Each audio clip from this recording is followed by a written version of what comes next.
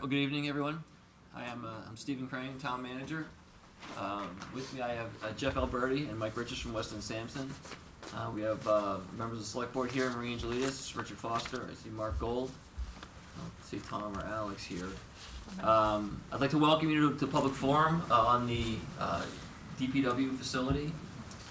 As I mentioned in the announcement, tonight we're going to focus on the existing site. One of the questions that's come up a lot is why can't you build it where it is? We are going to share the information that we've collected recently, but also over the years about the site that has really led most of the people that have been involved in this process to conclude that the current site is not a viable option for the facility. And so it's a short question with a long answer, so and some of the information is kind of detailed. If you need us to stop and kind of go back, we can do that. I guess what I'd ask is give us a chance to get through the presentation, and if you have questions, what I'd ask, because we are being not only broadcast on LCTV but also live streamed, I'd ask if you have questions, come up to that chair right there, name and address, and ask the question, so the folks at home have the benefit of hearing not only your question but also our response. I'm going to dim the lights here so we can see the slides a little better. Maybe. There we go. I know I'm sure it'll get warm with all the people in here, so everybody try and stay awake. So tonight, as I started to say, we're going to be focusing on the current site. We've had some discussion about a site recommendation to relocate the facility. I know people are probably curious to go through that. We have gone through that at some meetings. Right now, we are in the process of transitioning from a town manager's task force that had reviewed the information and made a recommendation on the site to a select board committee and we started interviews for that last night. What's the difference? Town manager's task force is really more of an informal group, not subject to the open meeting law. We did, report on our meetings publicly. At least I did, to the select board. We really didn't do it in secret, but it was not, posted agendas and all the kind of legal requirements. They were more really working sessions where we worked with the engineers and kind of talked things out and scenario built and stuff like that. But we do think that now is the time for a more structured, formal board that will have all of the recumbent documentation that you get with an official committee that's subject to open meeting law. Because that committee has not yet been appointed, and as we found out in the interviews last night, members of that committee want to have the opportunity to go back and review the site selection methodology and criteria that the task force had used. I want to hold off on future site selection questions until they've had the chance to do their work, formulate their own thoughts, and make their own recommendations. And so I'll ask for your patience in that regard. Again, we don't have anything to hide. We did present a lot of the information at the special town meeting. I believe that presentation is on our website. The special town meeting, I know, is on LCTV's website. So that information is out there. But for tonight, I really want to focus on the current site and, like I said, answer that question, why not there? So with that, we'll get started. Can everybody hear me okay? Okay, so I do want to do a little bit of background in terms of how we got to where we are today. So, November 2014, we had our special town meeting. We asked for $250,000 to initiate the site selection process and design process. You can see the language from the article and the description. In the description, we did talk about how a task force that was a 2009 task force, which was before I got here, had looked at the site question and had made site recommendations at various locations throughout, and really had come to a similar conclusions to our most recent task force, because there really aren't a lot of alternatives out there. But when we asked for the funds, it was clear, I believe, from the language, and certainly from the language of the description, that the funds were to design a site someplace other than Pondside Road. The select board, leading up to this town meeting, had taken the vote to eliminate Pondside Road from consideration. So the board had taken that official action to take it off the table. The primary reason you want to do that is because it costs money to do site analysis and do engineering, and because the town had spent a lot of money over the years on looking at the current site, they didn't feel it was justified to spend additional funds because we already had enough information in hand to know that the site wasn't viable. And I'm going to go through some of that, so hang with me. So if you're at town meeting, you may have seen this. If you haven't, I'll apologize, or if you have, I'll apologize for being redundant. Hey, Jim, we need to get that chairs for. We need to keep that. Sorry. So this is the vote on the article. This is Article 5. This is to give us $250,000 to initiate the design work for a facility someplace other than Pondside Road. So that's ayes. That's yes. And this is no. And the purpose of showing the video is that if you weren't there, town meeting support was overwhelming for doing this. And that was something that we felt we weren't sure, to be honest with you, going into it.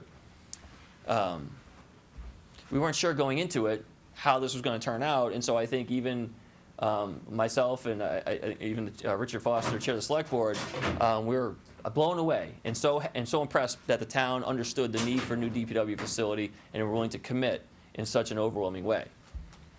So fast forward, with that initial funds, we retained Weston Sampson, the top DPW design firm, certainly in the Commonwealth, potentially in New England or beyond. They've done a bunch of them. Great level of experience. They bring a lot of efficiency to our project because of all the jobs they've done. So the people who are on the task force, I think, will testify firsthand that we've had a great experience with them and they've been doing great work. We look forward to having them continue to do additional work. So then we started looking at the site selection process with the task force. We came back this past November asking for another $438,000. You can see the language there. It was we make it clear here that we are going to look, that we've narrowed it down to different sites. At town meeting, we did talk about the preferred site and the secondary kind of Plan B site, and we were forthcoming with that information as a part of our presentation. I don't have the video, and it's kind of hard to see. It was in the auditorium for the first time, and it's dark. Wasn't well attended, so most of the people that were at the meeting were sitting in that section you can see, and this is the yes vote, and you can see clearly the vast majority of people are supporting the additional $438,000 after we had already shown the potential sites, which, as we know, are Wolf Swamp Field, and the secondary site would be the Grand Meadows Tennis Club. So we told them where the task force thinks it should go. They still supported it. The vast majority of people in attendance supported continuing funding and continuing moving in that direction. As I mentioned, it wasn't a particularly well attended town meeting, and a lot of people, once this information about the potential sites appeared in the newspaper and people started getting wind of it, then people started getting interested and paying attention and asking questions, really for the first time, and that's really typical in many issues we go through in the public administration world. So not surprised that we were getting questions from people who really hadn't been directly engaged. So we said, geez, we have a lot of work to do. This project is a project of the town. This building is going to belong to all of you. And so it's important for us to make sure we really engender strong community support, because we're going to need your support and your blessing for funding this to move it forward. So one of the things, just a quick snippet about some of the design work we've done, just to let you know how much progress we've made on the building itself. And again, this work needs to be done no matter where we're going to put it. The first thing we do is what's called a programming study. We look at the operations. We look at our operational levels of, equipment, labor, materials. And then we look at our spaces, what we have today, what the ideal would be based on their vast experience of other public works facilities. And so they come up with what's called room sheets, little pictures of different rooms in the facilities. And there's a couple of examples. You can see a sample office layout in the corner, a sample maintenance bay where they do repairs of vehicles, and then that would be the primary vehicle storage area there. So that just shows you the type of work product we've developed so far on the building itself. When they did the first analysis of programming study, the first version of the building was about 53,000 square feet. Town staff, mostly DPW personnel, went through every room sheet. And every closet, every file cabinet space that, that was recommended, the drawings, as you can see, aren't that detailed, but we went through each and every one of them and took out every bit of space we could find that wasn't needed. Consolidated offices, consolidated storage spaces, tried to reduce the number of total square footage. And I'm proud to say that we reduced the total number of square footage by over 11,000 square feet, which is a 20% reduction in from the original design. And that translates directly into a 20% reduction in the cost of the building. And that has been our mission from the building perspective, to make the building as efficient as possible and really as small as possible, while still meeting our needs today and in 50 years. I don't know if you're a town meeting, we were talking about, during the invocation, we were talking about the 300th anniversary of the first church, which is a major, which is one of the founding entity in the community. And I asked town meeting, we just talked about how we've been here for 300 years. Do we believe we're going to be here in another 50 years? And I said, show of hands, who thinks we're going to be here in 50 more years? Most people said, yeah, we're going to be here in 50 years. If we do believe that, and we're going to be here 50 years from now, then we must take action on the DPW facility, and we must build a building that will meet our needs for the next 50 years and beyond. The one we've been working out of since 1931, so we're coming up on 90 years.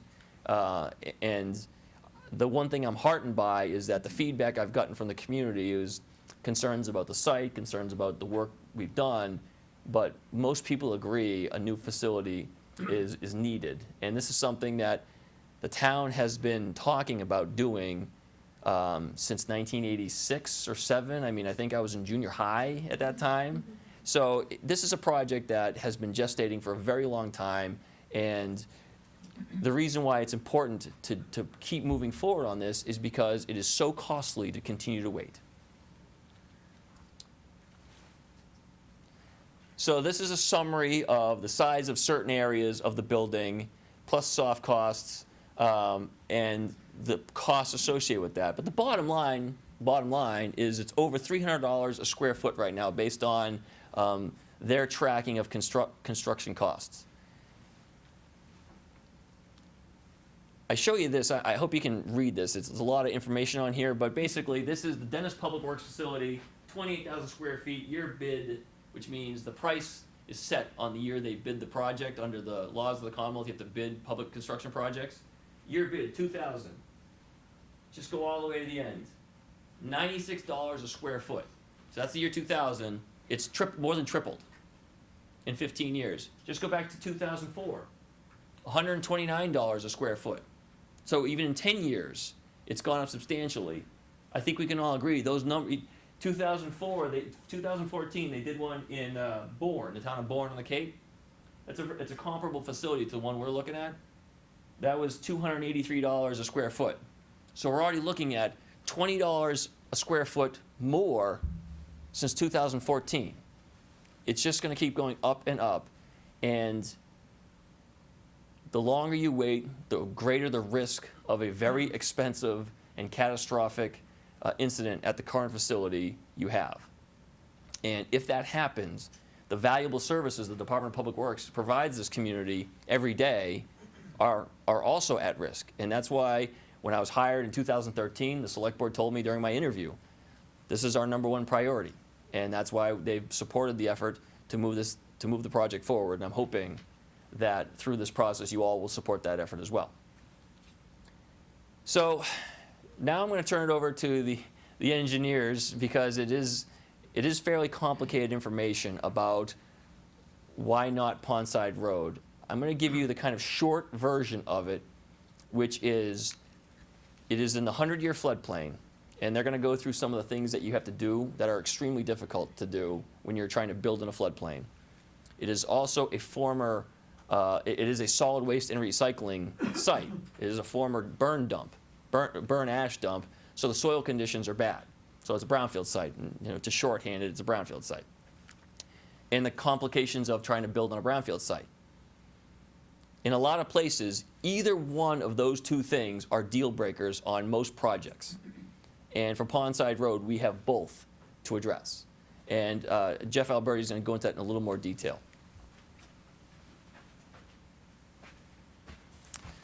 Well, thank you very much for having me this evening. I just wanted to start before I get into the barriers to talk very briefly about what Public Works does. And I know Mr. Crane mentioned it, but I just want to stress this. In our experience, we've worked on more than 100 Public Works facilities in New England. And what we've found over the last 10 or 15 years is that Public Works is a first responder. They are considered that by Homeland Security in 2009. They classified Public Works as a first responder. And that's an important consideration when determining where the facility will go. And the services that they provide are critical because they do touch the lives of the residents of Longwood every day by the infrastructure that they maintain. So it's important that you're able to build a facility that will allow them to continue to provide those emergency services as well as to maintain your everyday infrastructure.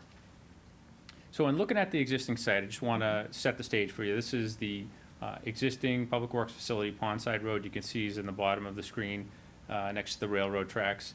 It really consists of two parcels that they occupy. One is approximately 1.6 acres, and the second larger parcel where the garage is approximately 3 acres. So that's the general layout of the site as it exists today. This is an overall aerial view, which I'm going to walk you through those site restrictions and what the impact is to the development of this site. So if you look in the upper right, I'll start to identify those site restrictions. The first is that a portion of that site is currently occupied by a cell tower, which has a lease on that. So that portion of the property is not accessible for expansion and development by the Public Works. You have the recycling center that's over on the right-hand side that's shaded in yellow. So that eliminates that area from further development. To the upper right, the right and the upper right of the facility, there are wetlands. A portion of those wetlands actually extend onto the parcel. That'll have some restrictions on how close you can develop the land. We're not going to be able to pave right up to it, and a Public Works yard does require a lot of paved surfaces in order to circulate around with the equipment. Also, to the left of the site is a double interceptor line. This is main interceptor that carries the sewage from this community to a pump station, which then goes to Springfield. So this is a major line that really cannot be relocated, or if it was to be relocated, it would be at tremendous cost and impact to service. And so that runs and cuts a portion of the site there on your left. And there's also a major drainage culvert that runs through the site, and that provides a hydraulic connection to the wetlands that has to be maintained in order to keep those wetlands flourishing. So that's going to be a restricted area that we cannot develop or disrupt. It have to be maintained one way or another. So you can see any of those elements there have an impact to the overall development area, as well as to the cost of development of a site if we were to touch those. The area shown in red represents that solid waste area. So what this means is this is area that's regulated by the Mass DEP Solid Waste Division.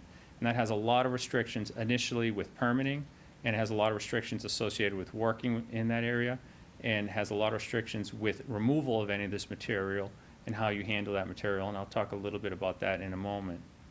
And then finally, probably what I consider one of the most critical elements to making this site really not a viable site is the 100-year floodplain.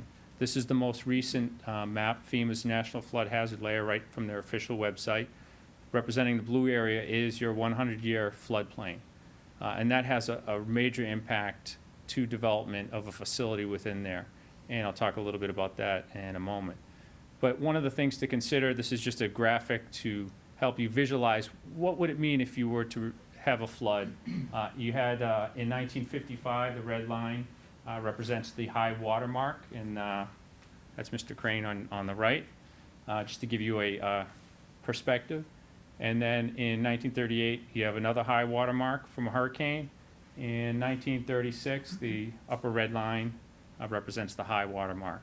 So now if you take those levels and transfer those over to the existing site where the Public Works exists today, this will give you the same sense of what would happen. Should you have one of these flooding events, you would have water levels basically up to the roof of the facility.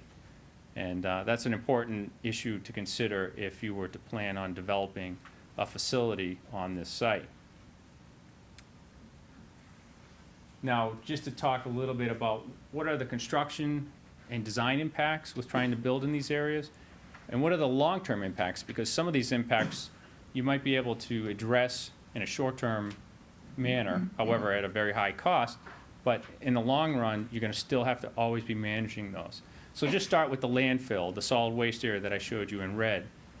One of the first things is there's a tremendous amount of permitting associated with this through the Mass DEP that would be required before you can even begin development on that site. So you have a tremendous amount of engineering and permitting activities associated with that. And from there, those permitting activities are going to dictate special requirements, special design features that are going to have to be incorporated in order to further develop that site. We'll also be looking at special foundations. Based on the current building code, you wouldn't be able to just build on this solid waste debris with your standard shallow foundations. What you would require is basically structural foundations, a foundation that would go through that solid waste into a natural subgrade material, and then from there you'd have to most likely do a structural slab that would support that building, almost as if that material weren't there, and that comes at a pretty high cost. Waste material disposal is an important item because there would be a lot of excavation in order to get these foundations in, to get any utilities in. Any material that is excavated can't just be moved around the site. Most likely the DEP will require that that material be stockpiled properly and disposed of as a waste material, and that comes at a very high cost. It's not just your standard soil that disposal costs that you'd have. In addition, anything that you do have to remove, once you touch it and bring it out, now you have to import new structural fill to replace that. We'll also be looking to have to modify that limit. So once the limit of the landfill is identified below grade, and if you have to put utilities in, which you will, and some of those driven by gravity, you're gonna have to dig out and around those utilities and ultimately create a liner out and around those utilities so that in the future, if anyone does any maintenance and has to access those utilities, they won't be digging through the solid waste. You're basically putting a cap down below those utilities. Also, because this will be an occupied building, this new facility, and based on the current regulations, you will be looking to put in a subslab vent system. What this is a series of perforated pipes throughout the building with a layer of stone that allows air to move through it, and a system that will vent below the building. That prevents any gases from that solid waste, that landfill material, from accumulating under the slab and getting into the building. And so that'll be a continually monitored system. It also comes at a cost associated with putting in that layer and all of the piping and ventilating equipment. There's also a lot of impacts to the contractor. In order for a contractor to work on the site, he's going to have special oversight requirements because of the landfill material, the waste material. And there's a higher level of oversight on behalf of the engineer of record who will have to report back to the DEP to make sure that all of that work is done in conjunction with the requirements of the first bullet, which is the permitting requirement. So there'll be specialty reports, there'll be extra field work associated with that. And then finally, you get into some building stiffening requirements, and that ties into the foundation because we're not relying on the subgrade to support the building. It's through these special foundations. You're gonna have special connections of the building into that foundation. So those are the construction and design impacts. And if you look at the long-term impacts, any work associated with this area, that area I showed you in red, will have to go through permitting. So in the future, should the town want to install a light pole, install a new drain line, any work that's done on that site in the area of that landfill material will have to go through that same permitting process before you can dig any holes out on the site. So there'll be some O&M impacts as well. As part of it, the site as pavement becomes essentially a liner to that material. So there'll be continual monitoring and maintenance of that so-called liner area. That'll have to be updated with the DP on an annual basis. In addition, you have your subslab vent system. This is a continually running system that'll need to have periodic maintenance and be checked to ensure that there are no accumulation of gases. So you'd not only check the piping, but you'd have to put in monitors in different areas of the slab and monitor those points throughout the building. And then the building itself would be equipped with a landfill gas monitoring system, a methane type system.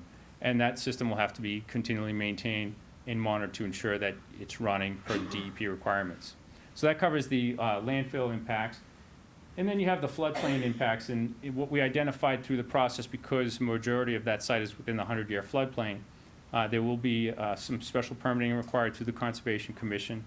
And it also may trigger review on the federal level with FEMA, because it's such a large area, and the building that would be proposed there would displace so much volume, it would most likely require a FEMA review. And then there's a couple of options. If you were to move forward and try to build on that site, You could raise the elevation of the site to get the facility out of that floodplain, but what you do at that point is you've displaced volume, basically flood volume. And what that means is people upstream could be flooded higher than what the FEMA maps are showing. So in order to actually displace any volume, you actually have to have compensatory storage. And that doesn't mean just go dig a big hole somewhere else and that accounts for that volume. The way that the compensatory works is you actually need to compensate for every foot. So if you displace a certain volume in elevation 100 to 101, you have to go find that same volume at elevation 100 to 101 in that same hydraulic reach so that you're making up that storage volume. That might mean finding another site within that hydraulic reach, and if the town doesn't own one, it might mean you have to purchase one just to get compensatory storage. Another option is to flood-proof the building. What that basically means is if there's a flood, waters can flow through the building and you won't displace any volume. And as I mentioned earlier, this being really a first responder operation, during a flooding event, this is really when you're going to need your public works operations. You can't afford for the facility to be flooded out. So although it's listed, it's really not a viable option for this type of facility. And then finally, you have your long-term O&M, and those basically are the overall impacts that you have to your operations. If you were going to be constructing as a floodproofing structure, you might have to move all of your operations out every time you have a heavy storm event, and that would mean days of moving everyone and days moving everyone back. So that's a summary of the impacts. And what we determined looking back through the previous studies and also evaluating these options, in 2008, it was estimated to be approximately $2.1 million just to address these issues in order to build on that site. And that does not include going out and purchasing land for compensatory storage. And if you escalate that to 2017, it's roughly $3.5 million.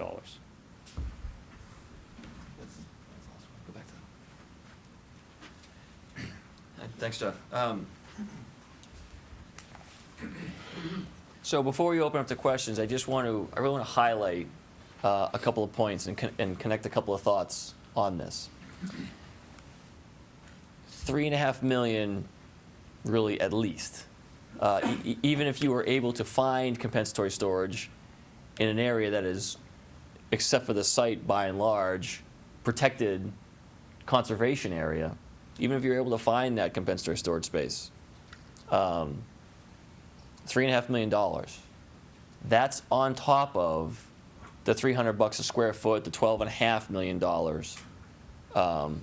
just in building costs, and probably another $3 million in soft costs. So if we call it a $15 million project with a free shovel-ready site, that $3.5 million makes it now an $18.5 million project.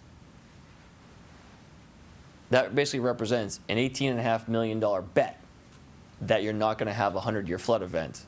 Because even if you do all of this stuff, if you have a 100-year event, your building and your equipment and your mechanical, your tools, your materials are in water, standing in water, underwater. You saw, I know maybe some people here would like to see me, the water way up over my head, but that's the reality of what we're talking about.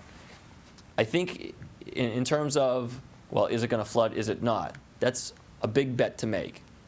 I think everyone understands that there's a lot of discussion out there nationally about the climate. The 100-year flood plain, the line, the limit of it that we saw, has moved up since 2008. In 2013, Federal Emergency Management Agency, FEMA, that does these things, redrew all the lines nationwide. More of the site is now in the 100-year floodplain, not less. And I certainly don't believe that it's going to come back, it's going to recede in the next analysis. So I think the risk associated with making this, even if we'll just call it the $3.5 million bet that we're not going to have a flood, it was, I think everyone, I know for me personally and for the task force and members of the select board and members of the previous task force, everyone who's looked at it has assessed that this is not a worthwhile risk to take. I would venture to say that, and I don't know if I said this at the beginning, we wouldn't spend our own money like this And so I don't think it's right to propose to spend everybody's money on something like this. So with that, I can certainly go back to a slide if people want to see points of clarification, but I will open it up to questions. Reminding folks that, I know it's kind of a pain because we're packed in here, but just like I said, for the folks at home, if you could go to the chair and just announce your name and your question, I appreciate it. But not everybody at once. My name's Mark Pinkowski. I live on Riverview Avenue. If the site is moved to a different location, what happens to the existing site? And are there costs of remediating it and removing any brownfield materials and also turning it into something that is less than a hazard? Right now, the site is under, and we'll call it an order from DEP. So when you say hazard, it's not, I mean, people do work down there right now. We do have monitoring. There is pavement in place. And so there's not, now if you, again, as he mentioned, if you start digging around in there and, you know, you're going to, if we did construction, the gas, the methane and other types of gases that are contained in the soils there would get disrupted and you'd have a much higher risk of release. To answer your question, it is regulated as a solid waste facility. So there's a very lengthy process you would go through to cap the site as a landfill. We are carrying costs in our projections for demolishing the buildings that are down there. It's likely that the recycling center will stay where it is. We may maintain a portion of the buildings down on the south end, where I don't know if you've been down there where the grounds division is. That's the newest part of the building. We would maybe retain a small part of that to help and maybe look at expanding the recycling center. But other than that, as you just saw, the same reasons why it's not a good investment to build a DPW is the same reason it's not a good idea to build any building down there. So we would look at opportunities for reuse. A solar field has been mentioned, but we would really have to work through the DEP because the first job would be capping what is really considered a landfill. Are those costs in those dollar figures you already represented, or is that additional cost above and beyond? We're carrying some numbers for site demolition. The costs in terms of capping the landfill, about 150 to 200,000 based on our information from DEP. And that's new information we received today. So, I mean, it's not millions more. Does that help? Yes, thank Okay, you. thank you. Good question.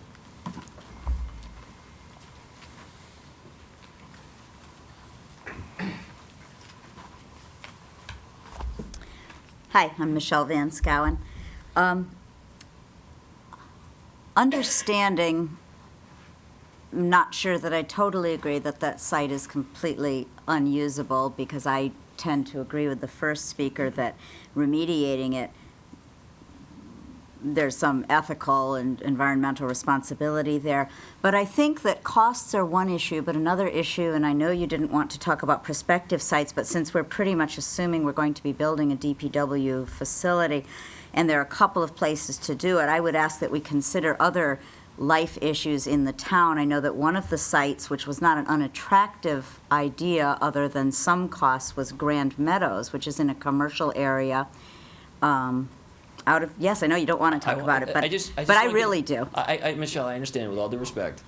I want to give the people who are going to be a part of the committee the chance to go through all the information. They may come up with a different recommendation. Sure, they may. So I'd just like to make a suggestion before that committee begins, that other quality issues may come into consideration. And I know one of the reasons many people are here this evening is that we are very concerned about the loss of the playing fields that are in use on Wolf Swamp Road. And that is a life value and has a value to the town that probably could be counted in a number of ways. And I'd like to ask the town to please, with its committee, take that under very serious consideration, because this is a better option than losing the playing fields. Grand Meadows is a better option, in my mind, than losing the playing fields.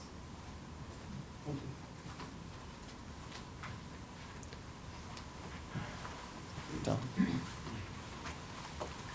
Hey, Tom DeGazio, 24 Crescent. Could you bring up the overhead view of the current site? So this might be a pretty simple question, but... Which one? The this far one, that one right there. Yep. So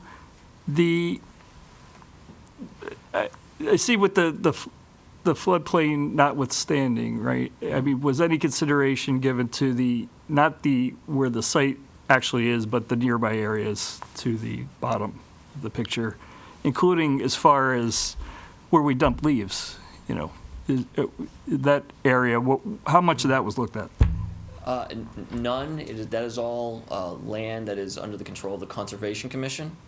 And you would still have the same issues of compensatory storage, and then you'd have the additional issue of finding conservation land in equal value in terms of size and also importance in terms of habitat and things like that, and replicating it square foot for square foot of what you take up.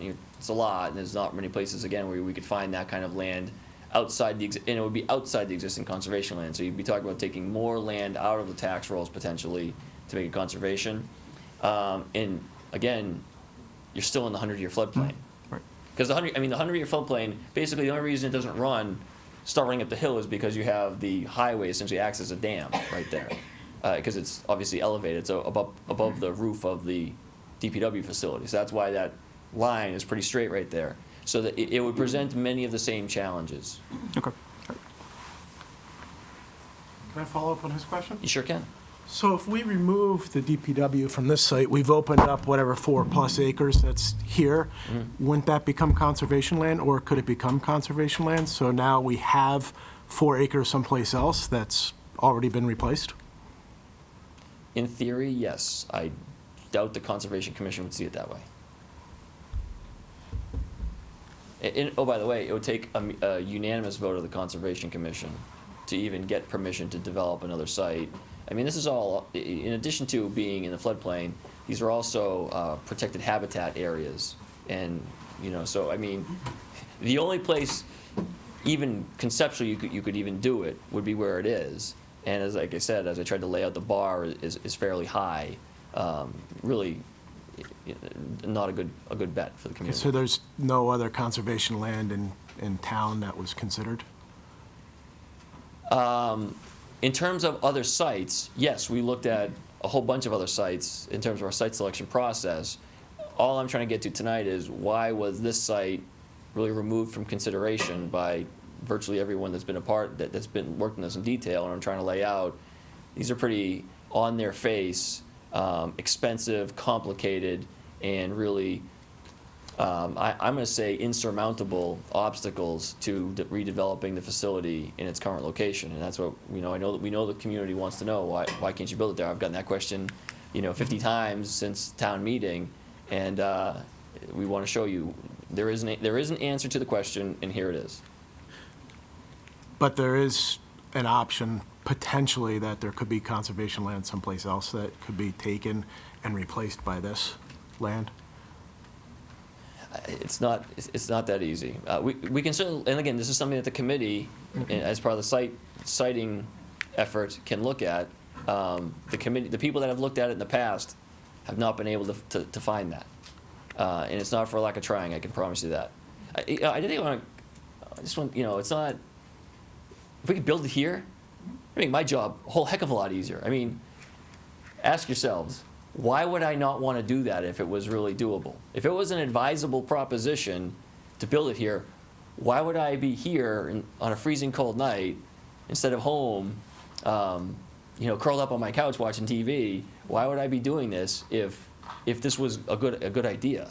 I think the point I want to get to is, if it was a good idea, it probably would have already been built there. And we need to kind of get over this hurdle of, it's not an unknown. It is a known. It's a known thing. And again, if this was anybody's own property, you'd never do. A sane person would never do that. And I certainly, as town manager and steward of precious taxpayer resources, I will never agree that this is a good idea to spend taxpayer money because of all these reasons that I've just tried to lay out. That doesn't solve the question of where can it go. Long Meadow is a built-out community. We're looking for a 5-acre site. There just aren't very many. There's a handful of places that we can find. But your points are well taken. I can tell you, and this is for Michelle as well. people who haven't been involved, I understand the need to say, we hope you'll look at this. And I just hope that all of you who feel that way can believe that everyone that's been a part of this has looked at all kinds of things that you haven't even thought of or brought up tonight. We have looked at everything. We each, in the task force, the previous task force, you know, back in the 1980s they looked at, and the engineering reports are very similar. The recommendations were very similar 30 years ago. People have been trying to solve this problem for 30 years, and if it was an easy problem or one that wasn't politically challenging, it'd be done. The need is certainly there, and I can show you pictures of the existing facility if people want to see what that looks like right now. But the bottom line is the need is there, and we are working very hard to try and find the best option for the community. And we're here to show you tonight why this is not it.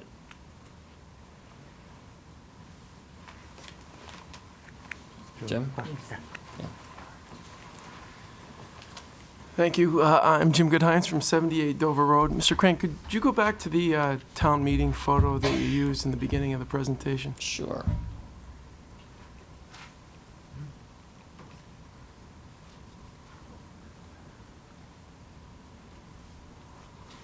That one? Would The you one say before? that the vast majority of hands that you see there are voting in support of that proposition you said that was on the floor in front of them? Yeah, that's. All 40 of them? There were 140 people there. How many people were there at the time of this vote? I think probably about the same amount. It was right in the middle. It was right in the middle of the warrant. Mr. Crane, looking at the 12 rows that are shown in the photograph, there can't be more than 5 people in a row. If you watch the video, Jim. Mr. Crane, I've lived in this town since I moved in 1996. Let me finish, please. Okay. I served 5 years on the Park and Rec Board. I served on the board for community preservation with Ms. Miller. And the proposal that's being forwarded now is to remove a huge chunk of conservation land in sports fields to replace a pre-existing non-conforming building that has been there for 85 years. Is that roughly how long it's been there? Mm-hmm. Could you tell me in your study of this information how many pieces of equipment we've lost in the floods in that 85 years? I don't know that we've lost any. Nothing. I don't. I've Zero. I've only been around. In for the a few. facility that you proposed to build on the field that was donated to the town for youth sports would be chopped up, and we'd lose a good portion of that. A portion of that field that we fought for 5 years to remove softball fields so we could actually find the fields to play in this town. Because that was a priority for both the Park and Rec Department and for the Community Preservation Committee that voted unanimously to expand those fields for use. And now the proposal, which seems to be the easiest because it's owned by town, is to say we're going to take that field space and turn it into an area where it's going to be continually bombarded with fumes and traffic and taking away parking area, which has now been expanded so that we could actually use these fields. I think I guess I'm that's- losing the picture that you're proposing as to the benefit by the people who actually want to support this vote, which seems to be about 50 people. Can I? Please. Okay. I appreciate what you're trying to do. It's very good. This is actually a still screen capture. I don't appreciate that, sir. No, that was It's- not appreciate that. It's a screen capture. Go back. It's if you go 1 hour. Play and it if you 11 want. minutes, See if there's I don't more. have the video. I don't have the video embedded. I'm sorry. I couldn't. I'm not technologically savvy enough to do that. It was put it's- forward in a November It's meeting when there scanned- was no one Can I- there. Jim, I let you finish. Please let me finish. It scans back, and you can see this larger crowd. I tried to capture the bulk of the people sitting there. I appreciate the fact that the town meeting was not well attended. It's not. I don't know that I'm to blame for the fact that it wasn't well attended, nor am I to blame for the fact that this is the legislative branch of the community that, under our charter, makes these spending decisions. I think. I appreciate you saying that you're losing the picture. We've tried to paint a reasonably full picture of the challenges. We did it at that meeting. I presented information and tried to paint the picture. this is good information and a good discussion for the committee that's going to be appointed. The task force has had this discussion and gone through the information. Peter Greenberg behind you was on the task force from the beginning. I encourage you to talk to him. If you know any of the task force members, reach out to them. Mary Beth Morris, I think I saw here. Richard Foster, yeah. People who are on the task force, the good news is you don't have to take my word for it. And I mean that. Like I said, I get that, playing fields are a big deal. The Parks Department is also under my jurisdiction. So I hear from the sports leagues. I mean, I hope everyone can believe that I'm not ignorant to the fact that the field space is highly valued by our community. Of course I know that. And as Peter will tell you, the first time this came up and we looked at it, we were like, all right, well, that's something that we're going to have to deal with as we move forward on the site. And that's something that the task force addressed and went through the information and considering all factors decided these are the recommendations we're going to make. The committee is going to go through all that again. But it's not for a lack of trying, and it's not for a lack of other great options that are out there. And like I said, I'm trying to get to a shared level of understanding that this is a very challenging problem that belongs to the entire community, that the whole community is going to have to really get together and solve.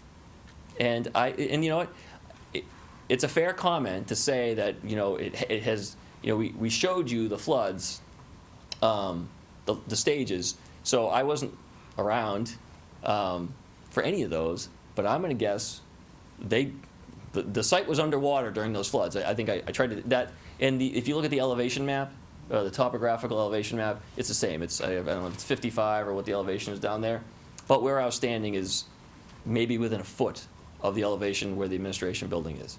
So the water was the site was underground or underwater at that flood. I think that hopefully we've demonstrated that. So again, it's the risk. It's risking a huge amount of money on betting that that's not going to happen. So again, I encourage you to communicate with the committee once it gets established. Talk to task force members. The presentation I gave at town meeting is on the website. I give PowerPoint presentations at most town meetings, and I think I've gotten feedback that they're too long.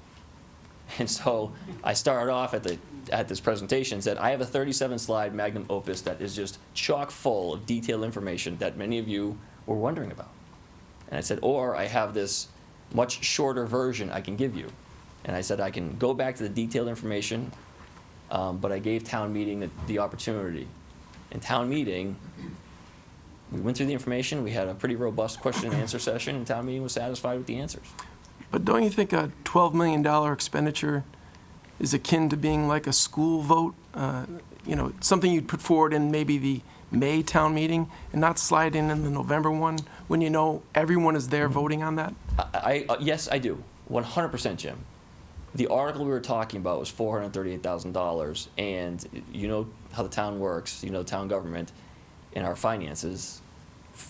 When our budgets get closed out and all the accounting has happened, you have your free cash, which is the money that you were fortunate to have left over after a given fiscal year, and it gets certified by the state.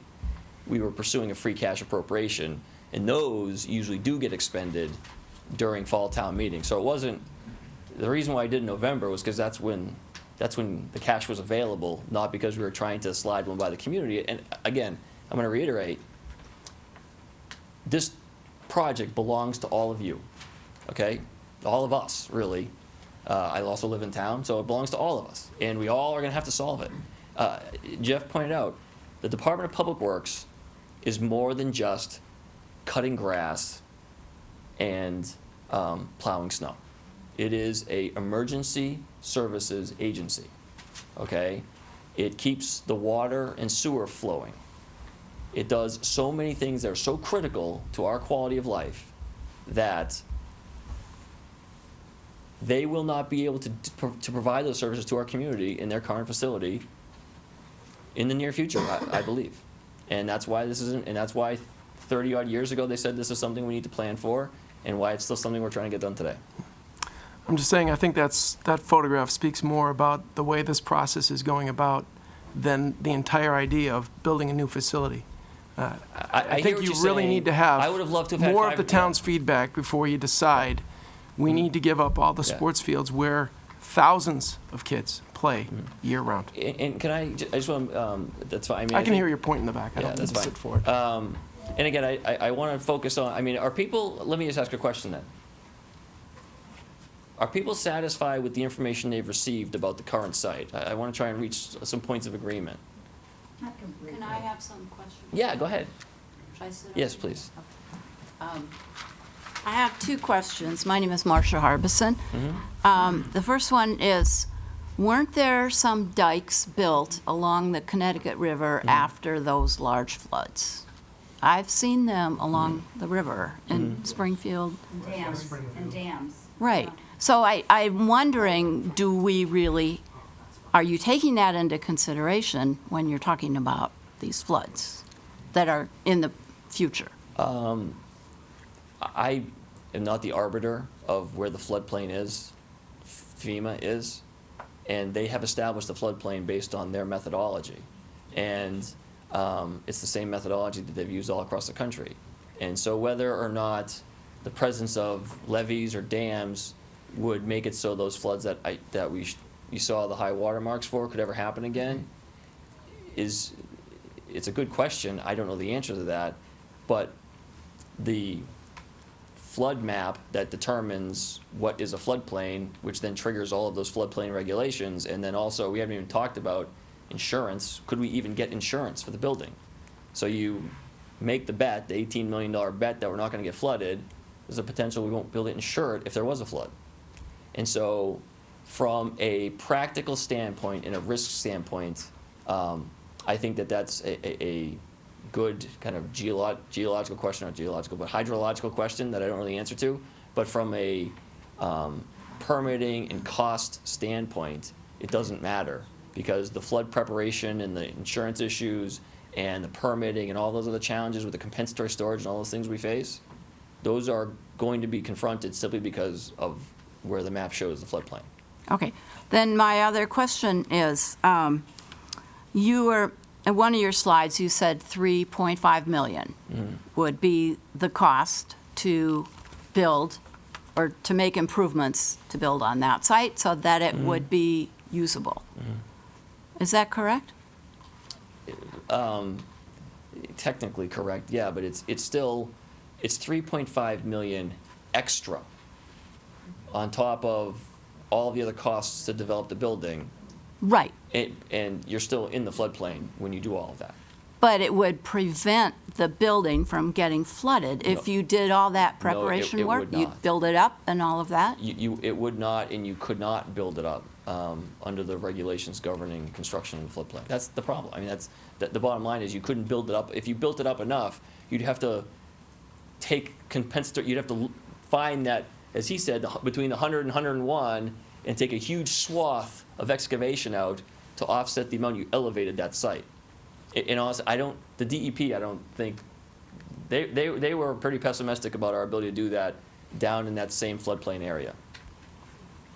Well, then I guess I don't quite understand what your figures mean then. If you're saying, you know, To do the best you could, to kind of get it developed, it would be at least $3.5 million. And then you still are in the floodplain and are at risk of flooding and losing the site. I think that's the point we're trying to make is there's additional cost to even break ground on a facility there. And then once you do and you've built it, you're still at risk of flooding and losing the site.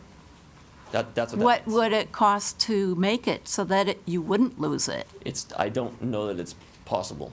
Yeah, we took a look at the overall topography of the area, and because of the levelness of the area, we couldn't find from a general review an area that would function as compensatory storage. So that option of filling the site, trying to take it out of the floodplain, really doesn't exist because of the compensatory storage challenges. So then you'd be forced to build a building that would allow water to flow through it. If you built it up?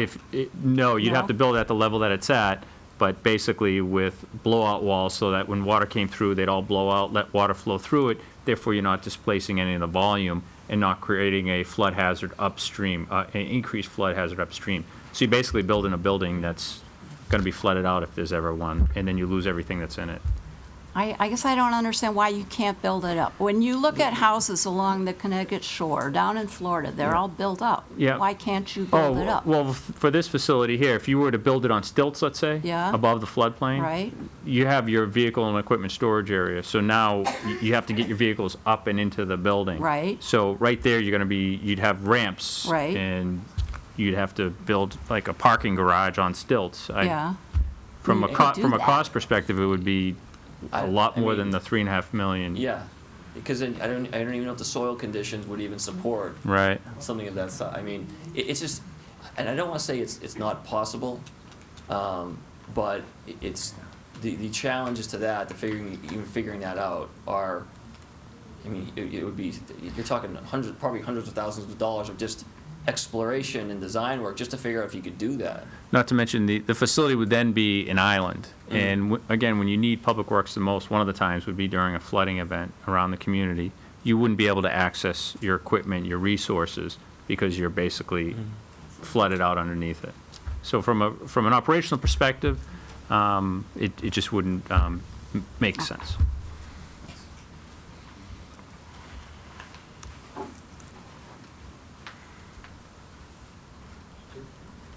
John? I just had a follow-up question for Jeff and then a comment on your presentation, Steve. You talked about the fact, and you just alluded to it again, that special design work, special foundations would be required if the current facility was going to be rebuilt in the floodplain. But have you received any written opinions or documentation from any appropriate Massachusetts regulatory agency that it can't be done? That you can't. Rebuild the facility at the current site. Has the state told you that it can't be done? Can I answer that, John, brief, or start to answer it? We did talk to the DEP. Actually, Arlene facilitated a meeting with the folks at the DEP who have been working with us on the site for many years. And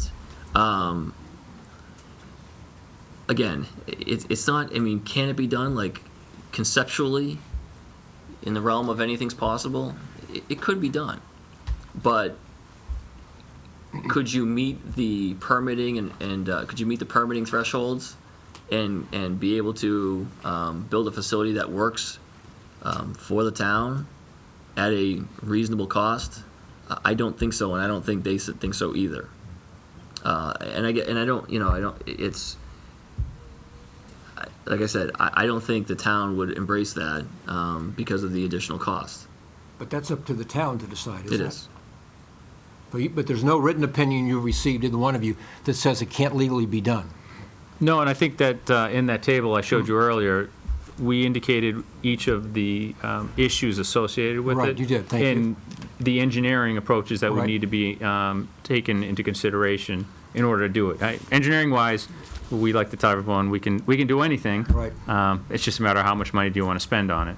And, I think you've seen that there's some crazy things out there that people have done, and it's just a matter of being able to afford that. Thank you. And just one final comment, because Steve, you mentioned several times that everyone that's looked at this has pretty much decided that the current site is not a feasible one. I made the mistake of going back and reading all the prior town reports going back to 1981, and they're not particularly captivating. But I did, I would like to quote from some of them. The first one was a study committee back in 1981, and that committee recommended that the town yard at its present site be maintained. In 1986, there was a yard town building committee. And I just quote, they specifically rejected the Wolf Swamp site, stating, quote, "A piece of land bordering East Long Meadow and across from the field club was rejected because it was so exposed that it would be difficult to shield it from view. It is not well located, and the land is earmarked for recreation use," unquote. I think that same town yard building committee issued another report a year later in 1987, And they concluded, and I'm quoting, "Confident that a serviceable facility could be built on the existing site if no suitable alternative site was available," unquote. And then, I think you alluded to a 2009 task force. They issued a report in April of 2010, and again, I'm quoting, "Upon approval of the above criteria, the task force unanimously recommends the Grand Meadow site as the preferred site for a new DPW facility." And it goes on. But my point is, this, in that 35-year period, none of those above studies recommended the Wolf Swamp site, and 2 of them specifically concluded that the current site would work. So it does seem to me that there's a relevant and significant history which is being ignored, and I feel that it shouldn't be. Good homework. Thank you. So, new information has been learned since the studies in the 80s, not the least of which, as I just mentioned, the floodplain line has moved. The work with DEP, Arlene, started after that. Didn't the site, it's not called a RAM plant because it's a solid waste recycling facility, but yeah, that all started, I think, after those original studies from the 80s. I'm sorry, Mr. The DEP's involvement with the site and regulating it is all Many years ago. after that, though, after the 80s. I'm not sure about that. Oh. Because we closed the landfill in 80 and 79, so Okay. they're sure they've been around. But, That's by then. and so I appreciate what you're saying in terms of the historical perspective. The information I'm giving you is where we are today. And so while there is a history there, there is also the current condition, the current regulations that we would be building under, and the current pressures on the community to fix this problem. So we did look at the history. Richard went through the exact same exercise you did and poured through all the reports. And again, some of the engineering and engineering discussions were very similar. Some of the recommendations came out were different. But we're here today, and this decision needs to be made today. And I think, and I did this, when we were talking to the Concom and you were there. And again, I appreciate everyone's concerns about where this could go, okay? But I made the comment, forget all this. Forget the facility, forget the site, forget everything, okay? If I come to you and I say, I'm gonna build 2.5 youth soccer fields, okay? And I'm gonna charge you $3.5 million. No one would say, oh yeah, do that. That would be, I believe that would be a price point that would be beyond what the town would be willing to pay. When you get back, when you strip away the emotion of it and get down to what the trade-offs are, the kind of practical trade-offs, to me, that seems to be the trade-off when you look at either purchasing the Grand Meadows, and for the Grand Meadows site, it's not, and I believe that that's going to be an expensive proposition. I'll just say it's assessed at $2.2 million. There's an ongoing business there. And we've looked at Grand Meadows, and we're in the process of trying to do some soil testing there. So we acknowledge that the Grand Meadows site could work for the facility, but again, you're talking millions in additional cost. And what's the trade-off for that? And then are there ways where we can create better opportunities through this process? If the committee affirms the recommendation, and we're looking at, and the community decides they want to do it at Wolf Swamp, are there ways we can, create better opportunities to manage that? These are all discussions that are going to be happening. But I just want to make sure that that the community understands, and that all of us understand, it has to go someplace besides where it is today. And again, saying it's possible is one thing. Saying it's a wise investment is an entirely different matter. And that, the community can decide, but I don't know that makes sense. I would respectfully suggest that you're reaching conclusions and making some tentative decisions that appropriately should be made by the residents of this town. And I would strongly urge you and the new committee to give serious consideration to a 3-site analysis, and one of those 3 sites should be the current site, with detailed cost and comparisons of that site and the 2 that the current task force has recommended, because otherwise I think you're going to have difficulty convincing a number of residents of this town of the merits of your position. But I thank you for your... Okay, I guess, go ahead, but I guess where I'm confused on that point is that level of detailed analysis you'd be looking for, I've just presented to you. And if we want to continue to spend additional funds on engineering, I'm sure the guys at Weston Sampson would be happy to do that. But we are doing this similar type process for the other sites that are under consideration. But the information you'd be looking for has just been presented. And the thing I want to make clear, all I'm doing as town manager is researching what, in my experience, and besides town management, I have, in a previous lives, had experience with redevelopment. And so I have some experience in kind of going through site questions and putting together projects for redevelopment. And so bringing that experience to the table, all I'm doing is going through the information, presenting it to residents, and previously in the form of a task force, soon to be in the form of a committee, what that information says, and saying, here in my judgment, and based on my experience, is what I believe to be in the best interest of the community. That's my job. I do that every day on 100 different issues. And I take that role very seriously. And I know this, and I said, I know this is a big deal. This is a big deal. This project is a big, expensive deal that is really important to the community. And so I take it all the more seriously because of that. The one thing, so I'm not making decisions. The decisions are going to be made by the townspeople. Okay, this is going to be a town meeting vote, several town meeting votes potentially, and ultimately a debt exclusion vote at the ballot box. All we're trying to do, all I'm trying to do, and all the task force was trying to do, and all the committee will try to do, is present the public with the best information it can on which to make those decisions. And the thing I want to stress to all of you is that the task force members and the soon-to-be committee members are town residents and town meeting voters just like all of us. And so I don't want to discount the work that they did. They all have the same skin in the game, if you will, that all of us have. The reason why the people were on a task force was because they were either on a board or a committee that was a stakeholder, or they have a specialized experience either through engineering or construction or something like that. Just the people who have some experience in these types of matters.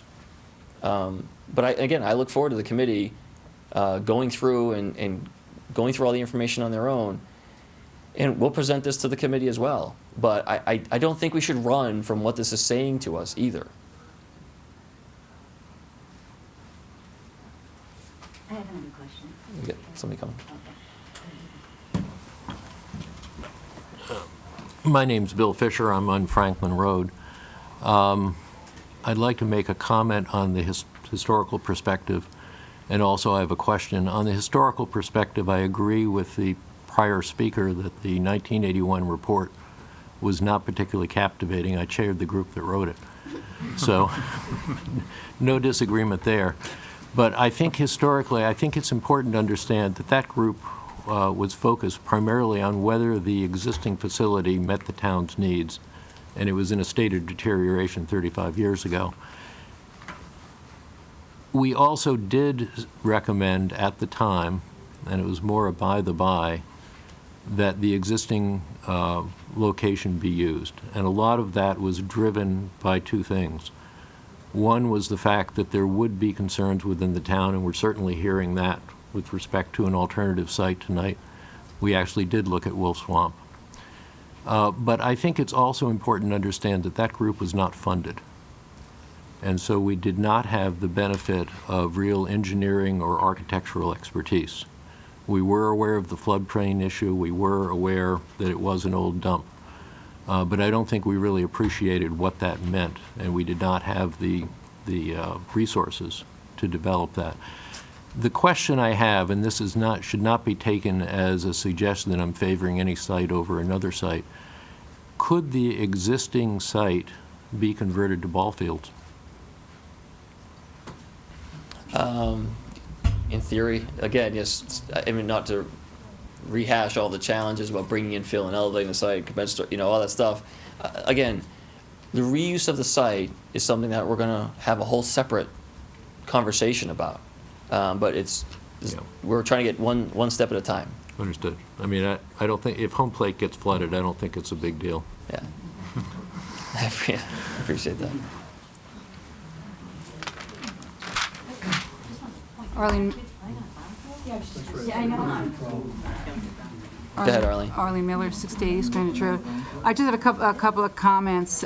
First of all, regarding Jim's concern about the town meeting, and you're showing your pictures of everybody voting, which is very cute.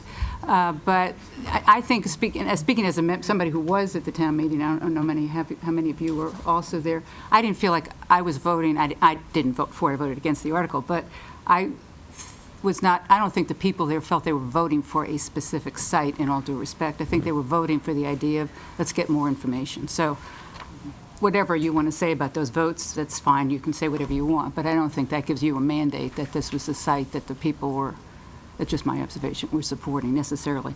But I just want to say I got another position raise last week when Stephen and Richard and I and Mario met with DEP on their report back to Stephen. I'm now called the solid waste liaison.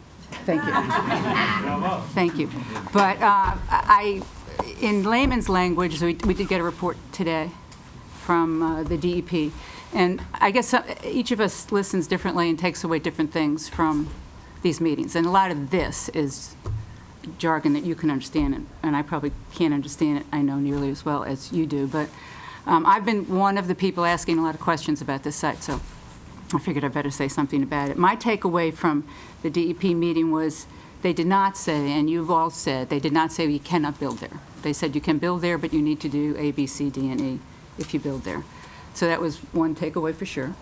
The second one was the floodplain, the 100-year flood, and it's changed, and you said you've agreed to that. But they also said this is a matter of inches from the 500-year to the 100-year flood, and that in many cases in this kind of a scenario, and you people can address this better than I, they said, and I think they say in the report, that many times people would go back in and do a on-the-ground elevation check because it could change from an inch or two. Now, that being said, you still are in a flood area, so there's nothing to deny that we're still in a flooded area, but if it's really in the 100-year flood or not could be locally reviewed. So I don't know how much that would change some of the stuff you have to do. They were not as, I'm not sure that the picture that's been presented here is quite as bad as what was presented here. Clearly it is on an old burned dump that's been closed for many, many years. They did talk about the gas situation, that you had to have remediation for gas, but they said that depending on the soils and what you tested, that would affect the sophistication of that kind of system. So I don't know how that translates. That may be 3.5 million, or it might be 200 million. I don't know that. They did talk about compensatory storage as an issue, and I don't understand enough about it to say put a price tag on it, but clearly that would have to be done. They talked about the line, that big yellow line, through there, and they said any good engineer could build around that with no problem whatsoever. Sewer line, whatever that line is. They talked about that as, so they weren't as negative. They definitely mentioned things, and this definitely would cost more. And at the end of the day, Stephen, you're right, you were still in an area that's susceptible to flooding. So would this be a jump up and down, let's embrace this site? Probably no. Kudos to you for getting this whole issue up to the top level of the town's consciousness, so we do build a new DPW yard, because we need to do that. To not get a little bit more information about this, to answer people's questions, I think is a mistake. I think I said that day, and I would say it again. So I think the reality of the extra cost is somewhere between what you've said and maybe another number that I don't know what it would be. It would clearly cost money to use this site, but we do have to close this site whether you use it or don't use it, So that cost is, and they estimated it to be about 200,000 is what you said, and that's what is in this report. To cap the clo- landfill. To close the site To close down. the site down. Which you would have to do regardless, so that would be a cost no matter what. So- He made, and the report was very specifically vague that he issued. Well, it was very legally, You're right, and I guess- I couldn't understand a lot of it, but I was at the meeting, so this is my layman's term interpretation of what they said. So it wasn't like, to answer the question, they did Yeah. not say you could not build there. Right. They said you could build it, but you must do, the first thing was the gas thing, you have to do some borings, find out about the soils, all that stuff. So I don't need to beat it to death, but that's I what mean, it was. I guess and- the comment I heard was, you really don't want to build it down there, from the DEP. And then I also heard, oh, you can do all this stuff, you just have to be comfortable with the notion that once you've done all this, if there's an issue, your stuff's going to be underwater. I mean, Well, that's- and I heard those two everybody comments. can see the water. And just to me, I guess that's all I really needed to hear, because we have to look at as we go forward and look at the sites, what are our trade-offs, and what are those values? And then John, you're right, the community's gonna make those decisions. Bruce Tallman, 585 Wolf Swamp Road. Couple of issues. I think one of the big issues that why people are pressing to really look at this site is because the other options that's really out, the Wolf Swamp Road option, which seems to be where it's, or your committee suggested it go, is not, raises some significant issues. One is lifestyle issues, which you can't put necessarily a price on. Everybody has to put a different price on it for themselves as far as what that goes, and you're removing a lot of playing fields, which the town has voted for with a significant majority when they voted to increase the taxes to allow for buying more conservation and preserving conservation land, so that can't be taken lightly as the town doesn't want that land. The other thing, as we're talking about that sewer pipe, there's a huge, 2 gas pipes that run right through that site in Wolf Swamp Road, which I think would be more difficult to build around, and you'd have to be significantly back from those. The ones right through that site that you're talking about maybe putting, well, Wolf Swamp Road, the Tennessee Gas Pipeline. No, I am familiar with that, not where we're proposing. Well, it takes a good part, Right. you're going to have to build back, which means you're going to be moving a significant amount of playing fields away from there. So that's not a site that doesn't have its own problems. And again, I think I'm trying to keep focused on the existing Yeah, site. but the I- concern about this is something this that- site is yeah. because the other sites are not necessarily good options. But that's, I hear you, and, I think there's in terms of the lifestyle cost, I think what I'm trying to present to you in a rational, objective way as I possibly can, you're gonna know what that cost is, okay? And it's going to be significant. And I think, I owe it to But I all of think- you, I owe it to all of you to outline that so you can have good information to make the decision you want to make on it. Right, And but it's a community I think decision. that doesn't necessarily take this one off the board, it just puts that in perspective as you look at other sites. But people are looking more heavily at this because the other sites are not really great options. That's all what I wanted to point out. I appreciate that, thank you. I have 2 more questions. Before, while you're walking up, go ahead. I just, in response to Arlene, I don't think I've ever said that there's a mandate. I just wanted to be clear that when we were presenting the information to the community at the semi-annual legislative thing, we just want to be open about where we're looking. So I don't think I've said that it's a mandate and we're going there. I think we've just said we want to be in the spirit of full disclosure. If you're going to give us $438,000, a rational question is, well, where are you looking at right now? And that's all we attempted to present at town meeting. Was I don't view it as a mandate. Sorry, Michelle, go ahead. No problem. I am concerned, as some of the other speakers were, that Wolf Swamp has become something of a foregone conclusion. And I wanted 2 things. I wanted to ask if the committee has a broader charge than just looking at the finances. If they're charged at looking at sports fields, which I believe the community does value, I'm not sure that the community, it's a false choice to say that they wouldn't pay $33,500,000 for additional playing fields.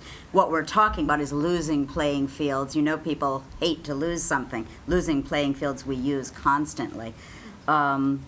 So we need to look at the recreational costs, the costs, quality of lifestyle. That's a residential area. Pondside is not a residential area.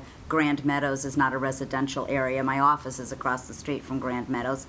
I think that business has gone out of business, as a matter of fact, to the best of my understanding.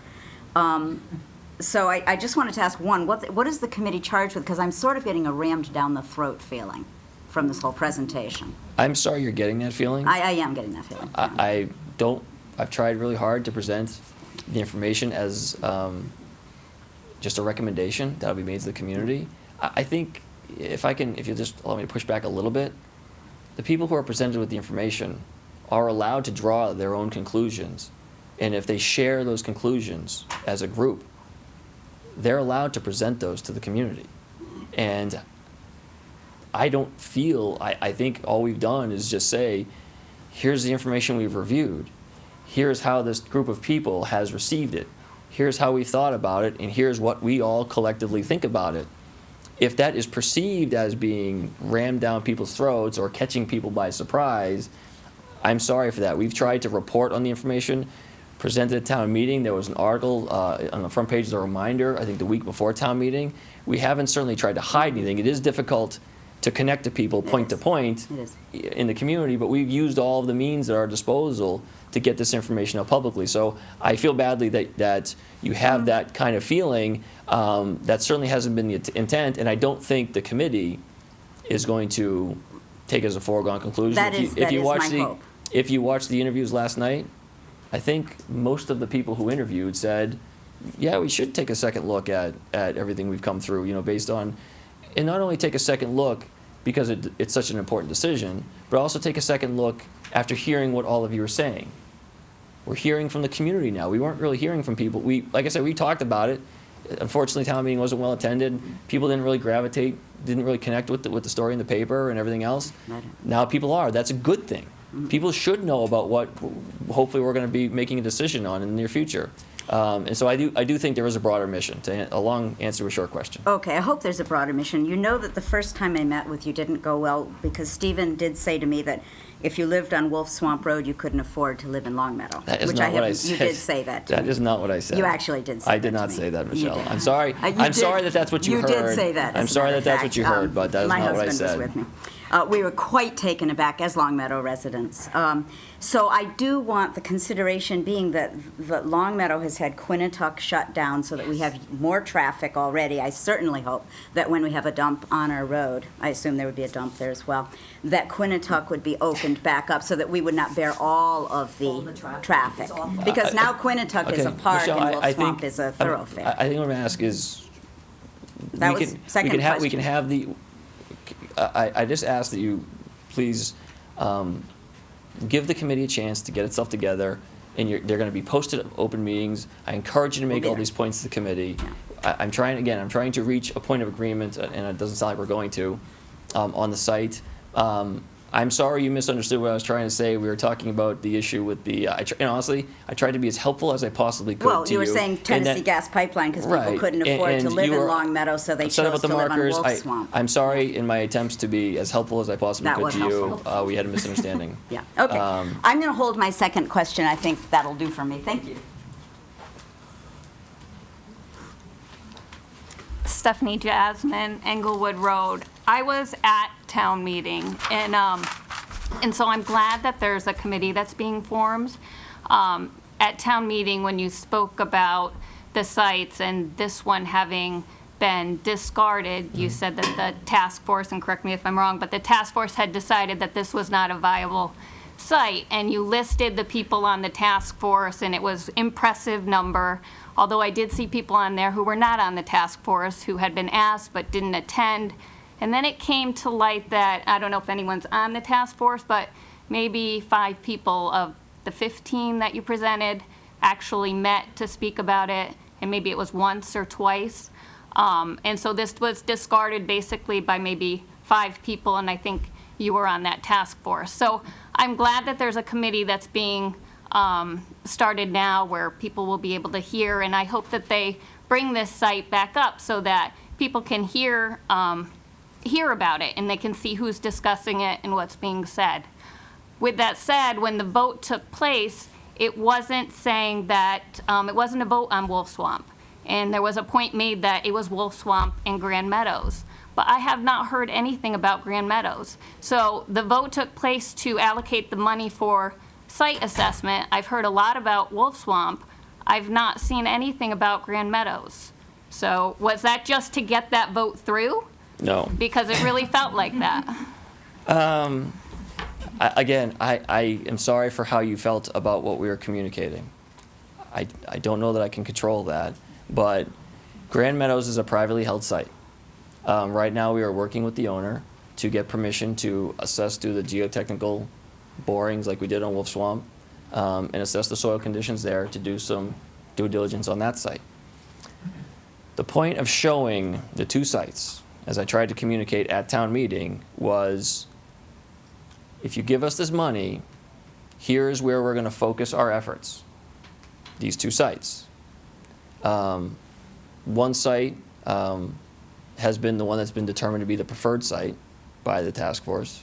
Which consisted of maybe 5 people. Can we be clear about how many people were on that task force? Who actually voted and were at those meetings, and how many meetings they were? Because that's the part that seemed very deceiving, because I knew people on there, and Arlene got up and spoke and said she hadn't even been to a meeting, and there was another name on there of someone who wasn't even on there. And then the select board, in those meetings, I heard that maybe 5 people were on this task force. So you keep referring to that, but I'm happy to explain it to you, Stephanie. Okay, please do. Okay, thanks. The task force, because I had originally presented to the select board, do we want to do a permanent building committee because of the several capital projects that are being discussed. At the time, it was decided to not do a permanent building committee, which would be the one subject to open meeting laws. Because I knew I was going to need input from members of the community moving forward, I said, well, I still want to have a group of residents who may have some specialized knowledge who can help me through this process and get the feedback in real time like I'm getting from all of you right now. The one thing that the approach we took as a town manager's task force, which is not subject to the open meeting law, and I don't say that to say that we could hide what we were doing. We reported, I reported on the activities of the task force. I think there were 3 or 4 meetings, but email traffic back and forth. Everyone on the task force received documents that we were producing and, the kind of homework, if you will. It was more that if we couldn't reach a quorum, the people who showed up could still listen and learn about the project and discuss it and scenario build, and the work would continue without having a quorum. So we could still keep this effort going. Again, this is a high priority for the town, and we want to make sure that the thought process and the due diligence that we need to do could continue forward. We did have attendance that was varied at times. There was a core group of people. I think it was a little more than 5, but there was a core group. I didn't really count heads, but there was a core group of people who came regularly and added great value. And I think what I would like to acknowledge is that those people gave like I said, some of them are here. They gave very generously of their time, and they took this work really seriously. And you may not care for my approach or for me personally, and that's okay. But these people are your friends and neighbors too, and they did a really strong job getting through this information. With all due respect, though, when you speak about a task force and you list like 15 people, if you're talking 5 people and you're telling me you can't count heads and it's a core group of 5 people, but you can't count heads, that just seems... That's fine, Stephanie. I appreciate the comment. In terms of Arlene is our recycling coordinator. She's down there all the time, and I guess I neglected to put her on in advance as an oversight, but she was going to be a stakeholder at the table during our internal discussions as we move forward anyway, because she's largely responsible for managing this whole area. And so I apologize to her that I really just flaked on putting her on the task force, because I just knew that she was going to be a part of the discussion simply because of her role as recycling coordinator. Well, because I was there, I do want to speak to that. You listed all the people and listed them in an effort to say that they had discarded this site. Not that you were that it was just moving forward, but that this task force had really looked at it, had looked at all of the information and deemed it not a viable site. So it seemed deceptive to me, but I want to move on to my next, In what way? because you listed 15 people, but yet you had maybe 5 people who actually voted. I don't know if somebody or- from the task Can I force say wants to. something? Yeah. I'm Peter Greenberg. I'm on the task force, and I was never at a meeting that we had 5 people. Okay, I was there. I built the school. Okay, so please, okay, don't, I don't know where you're getting your information from. From the select board meetings, that's where it came from, that was it. All I know is that we had, I would say on the average, we probably had between 7 and 10 people there at every single meeting. Okay, my information came from the select board meetings where it was stated. It's not something that Yeah, well, generated myself, and I was I'm telling asking you, for I'm telling you, clarification. listen, I wouldn't waste my time, okay, if we weren't gonna get anything done.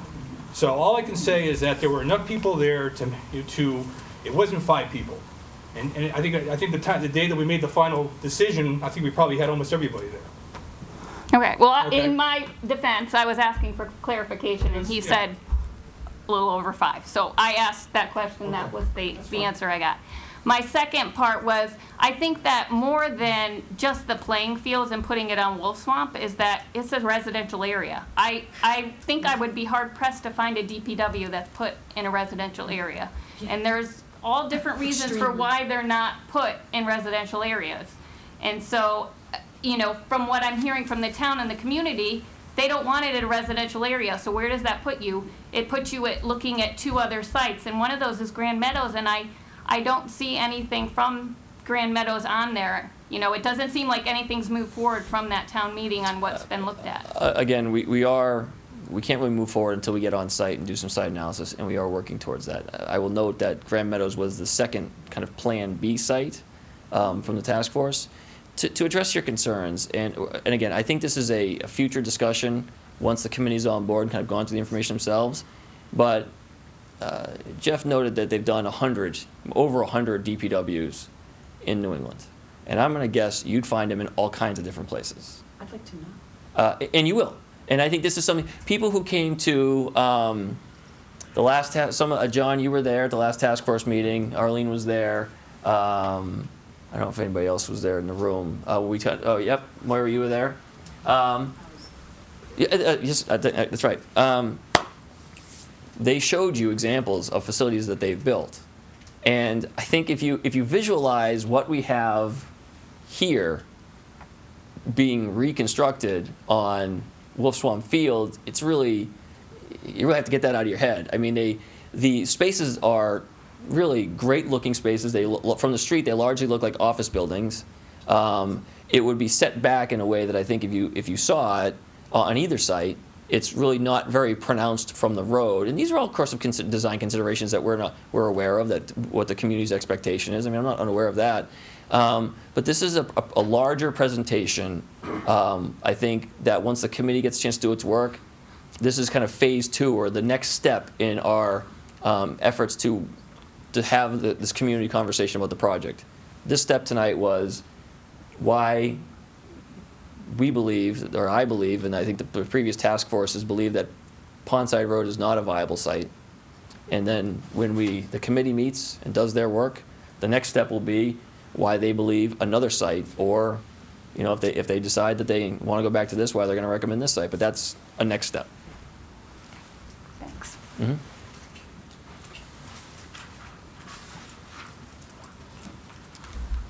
For those who don't know me, I'm Mark Golden. I'm on the select board. I was also on the 2009 task force that was so ably quoted here, and if I can, I'd like to kind of take us back to the original intent of tonight, which is Pondside Road or not Pondside Road, and talk a little bit about what was going through people's minds back then in 2009, what I would still envision. And for those of you who may remember, and some may not because it was a fleeting moment, about 0.8 of a mile south, which is to the right of that site, is the old town landfill. And 7 years ago, I thought we were going to put a solar field on top of the town landfill. We went so far as to actually get quotes, or try to get quotes. We wrote a fairly extensive RFP. And the contractors at the time had said it costs too much to lay a major cable 0.8 of a mile to the major electrical tie-in. Because the electrical tie-in is about where the word flood is, or maybe national, in National Flood Hazard Plan. That's the electrical tie-in place. But yet, when we went through the 2009 study, we didn't have all these details, but what we did know is that Pondside Road was going to have additional costs. We didn't have $2.5 million or $3 million or whatever it was. But the thought was that by moving out of Pondside Road, you freed up Pondside Road for something like a solar field, which could pay for the project. I mean, solar field will pour out hundreds of thousands of dollars potentially back into the town. If you rebuild on this, you're not going to do that. And that task force, and I'll tell you that, the methodology was similar to the current town manager's task force. That was also a town manager's task force.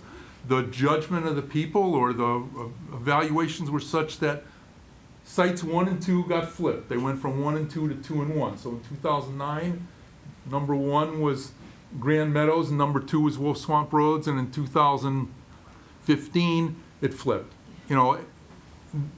That it is what it is, and clearly I supported the 2009 project, and I still think that's a good idea, but the intent of getting it out of there is to help have a facility to pay for it, number 1. And number 2, I'd like to see people say that, Grand Meadows does have additional costs. We're going to have to acquire the site and prepare the site, but this has additional costs. And so let's take costs out of the thought process, because if we stay here or not, we have additional costs. Now, Wolf Swamp Road potentially is less expensive. There may be issues with, do we need compensatory fields and all that other stuff. And the other last Monday night or Tuesday night, I guess last night, I spoke to one of the applicants about what we called all-in costs. What's the cost of the project when you're all done? What's everything you got to do, in, out, pay for it, repay for it, remediate it, clear it up, find something that helps pay for the project, whether it's buying the site at Grand Meadows or making new fields to replace the ones at Wolf Swamp Road. So I'd like to get people to stop thinking so intently about, the cost, because I think we can manage the cost at any site almost equivalently, and start understanding that there may be some opportunities to, say, yeah, we probably shouldn't go here, it's just not a smart move, but we're going to take the, whatever it is, Stephen, $3.5 million, $12 million, whatever it is extra to build on a floodplain, and we might put that into another site. But yet, recognize that gives us an opportunity. This is town land. This is not conservation land. It's available to do anything the town chooses to do, is my understanding. It's not, that little part isn't conservation land. We could put ball fields on there if somebody asked if we could put ball fields on there, but we could do other things too. What you can't do is build a residential or a commercial building down there. So I just wanted to kind of leave that thought process in mind, to realize that there's some opportunities and see where we go from here, and I appreciate the time.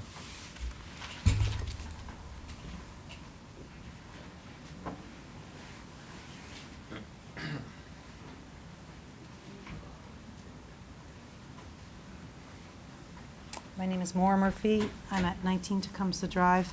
Going back to the pond site, or not necessarily the pond site, I'm wondering if, I saw the presentation you gave of the new facility at your task force meeting, and it shows a very big building, and I know you've cut it down to be bare bones, but I'm just wondering if it's possible to consider stages of development. Do we need to move the whole facility all at once?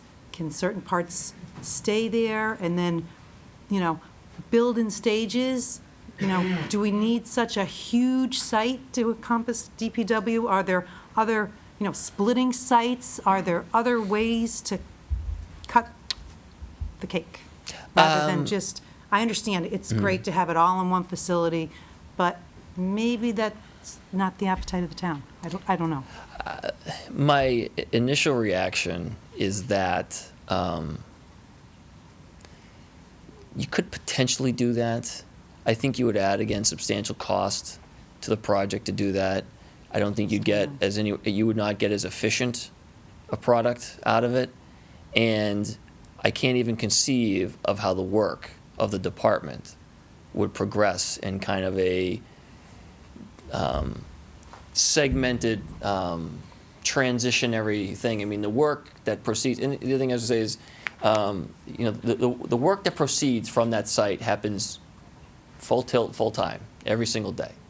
And so it's not like we could shut down the engineering division while we don't, and not build offices for them until we're ready to have offices. But It's- maybe you need to park the trucks, you could park the trucks somewhere and build, Yeah. they don't have to have the trucks with the office people. I mean, I'm No, just you're, saying. and we have, in previous It is. versions of this, we have looked at like maybe decentralizing some of the functions, but that's not, there's the concerns about the cost of the building and doing it.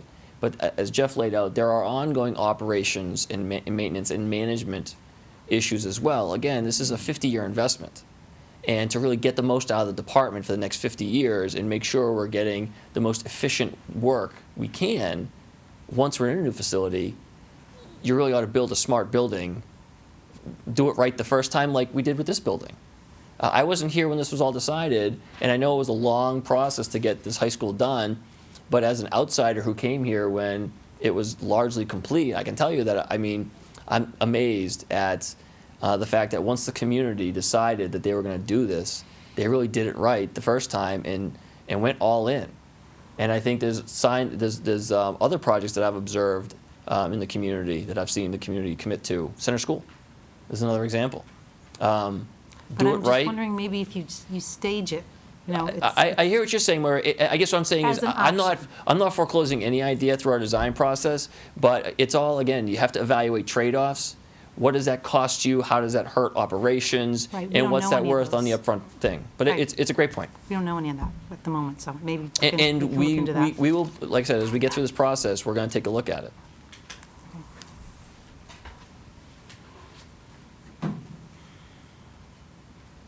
Oh, I just want one clarify one point. The one thing I said, in the comment was made during the interviews,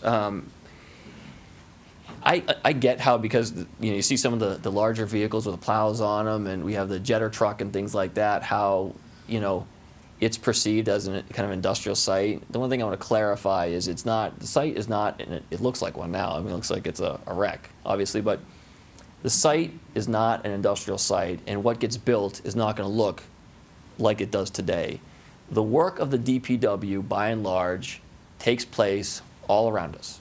The trucks that we're concerned about are on our streets all the time, not all the time, but they're on our streets all around us every day. They're reconstructing inlets, working on manholes, jetting the sewer lines. They're mowing the grass. They're doing plantings. They're doing capital projects. They're in the buildings, making repairs. The work happens all throughout our community. We store salt there. We load, we prep our plows and our salt, for snow operations. We do have our recycling center, which we anticipate would probably stay there. We do store materials there, lengths of pipe, fire hydrants, crushed stone, loam, things like that. But we're not down there manufacturing asphalt. We're not, crushing rock. I mean, all of the stuff we do happens somewhere else. And so as we conceive of, no matter where this goes, what's it going to look like and what are they going to be doing, we're not building a quarry, an industrial site, and the truck traffic is already out on our streets today. And so I just want to kind of clarify that point.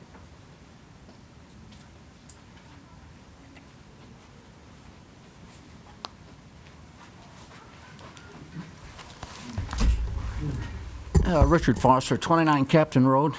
First of all, I'd like to thank Selectman Gold for coming up and referring back to the previous task force, and I do appreciate that, Mark. I think your focus was excellent. I thought he tried to bring this back to the discussion at hand. I know we had a couple people talk about going in the archives. We should have had coffee, because I've spent hours in the archives reading reports. And for those who've not had the opportunity, it's fascinating to read the old reports and find out just what was taking place. Unfortunately, this facility did come up for a public vote, I believe it was in '88, and it was turned down 2-1. And I read the records. Apparently, it resurfaced at select board meetings for about 6 months, different variations. They talked about throttling back. They talked about everything we've heard in this room. They talked about trying to do everything and anything, and finally, they just washed their hands and walked away. That was 1988. It tried to surface when Robin Crosby was here. That was the effort that Selectman Gold was on. It did not manifest itself into a formal delivery. I think Mark fully understands since that time, there's a lot more research, a lot more design work has been done, there's a lot more thought process been done. We know stuff now that we did not know a year ago about this site. I know the emotions run high on what to do. I hate that this discussion is more focused on 2 potential sites, because when the group is finished, there may be 6 more potential sites. But I've shared with Stephen, there's a possibility, a remote possibility. What if we leased land? What if we bought land from another community? It's a climb, but it still is another avenue. I can share with you, I was in the National Park Service for 30-some years. I was on a group called Service-Wide Maintenance Advisory Group, and we got together every year and we represented the 400 units in the National Park Service, and we reviewed projects very similar to what you have up for feasibility. I can share with you that this particular site would not even been considered. It would have summarily been cast off and said, we won't even consider, because the obvious conclusion, the obvious drawbacks of that site are so monumental, we're not going to have taxpayer dollars put into that and face the aftermath. That doesn't help us on where we find a new facility. That just says, I would like, so folks, you have to understand, Stephen said one thing, if this site was buildable, it would have already been done. Believe me, we would have walked in, sold this site, because the community has shown support for what is trying to be done. There is no doubt about it. The community knows we do need a new facility. By the way, it was known in 1988. It really was. And they made a good try at it. It was devoted. It was turned down. I believe there was about 800 people at that town meeting. I believe it was 250 some to 500 some again. So it was 2-to-1 defeat. At that time, they could have built the facility, and they could have built a Cadillac facility at that point for under $3 million. And now we're looking at close to that much money just to modify the foundations and all, because we know that much more now. I think when it originally went before the board at that point back there, the engineering had not been as refined as it is now. We really do know a lot about that site now. Arlene, take her hat off, she got with DEP. They brought some more stuff to site, the current regulations. Now, they're not an agency that's going to come in and give us advice. That's not their sole purpose. They're not going to tell us whether to build or don't build. And they did come in and they said, sure, you could build. And basically, there was a notion in the discussion is, and I'm not going to say it was said out loud, but it was, why would you? When the obvious risks, and I said at the meeting, and I think Arlene and Steve would back it up, I said, I have heard 15 reasons why we shouldn't be building there. Why are we still talking about this site?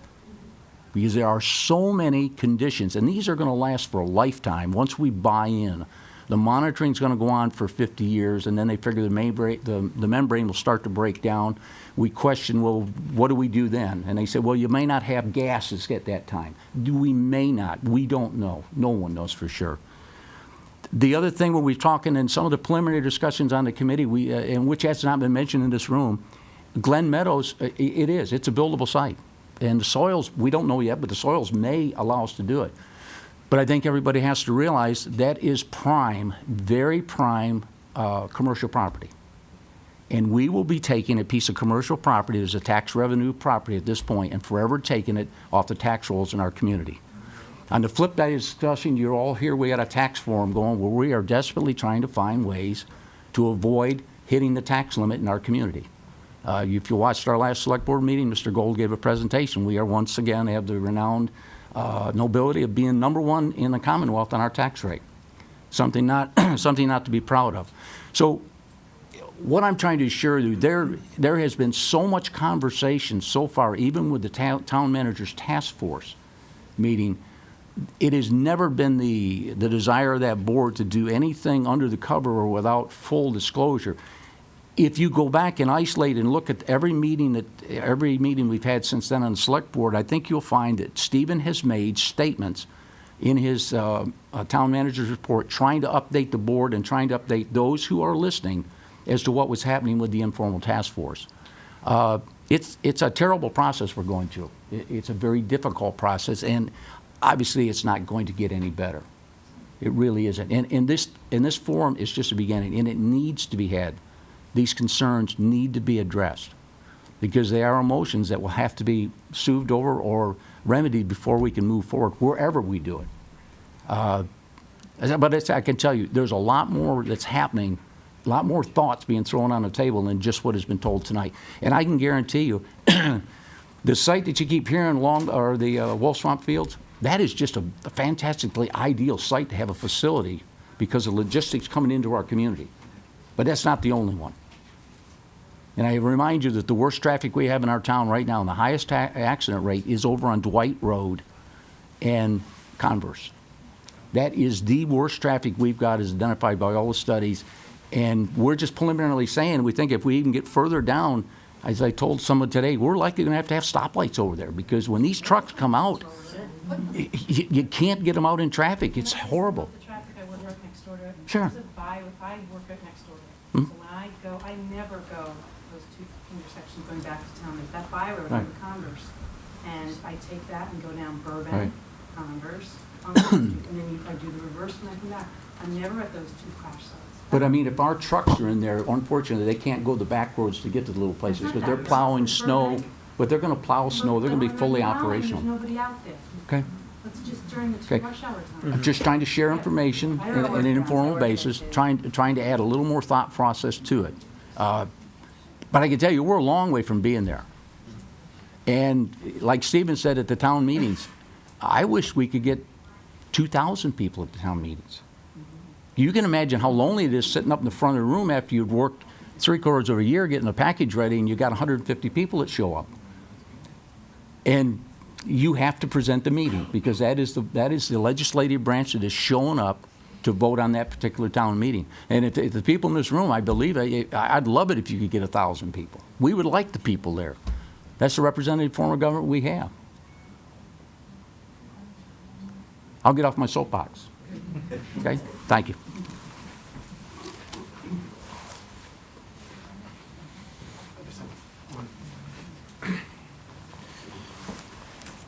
Just a comment that it's hard to eliminate a site or be considered to eliminate a site when you're not sure about the viability of other options. And you know, if you listen to people talk about Wolf Swamp Road, there's obviously opposition to that. So is that going to be an option? And obviously the other site, the cost of it. So we don't know. There's just not enough information to say we could, that I feel comfortable saying, let's eliminate this option at this point. I appreciate, sorry. Another question is there, and sorry, you could answer both at your convenience, but the process of converting recreation space, open space, designated open recreation space to a DPW facility, what is the process of that? And is that, That's a good question. and is that, is there a process, or has that been considered? It has.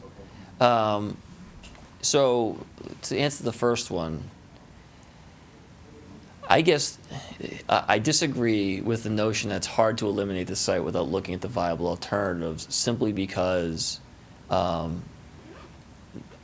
my view, and I think in the view of the people who, like I said, the people we've been talking to about this, on its face, this site is not a good place to spend the money. No matter what else is out there, this is a bad idea. And I'm just sharing the view that has kind of come through the analyses that have been done on this.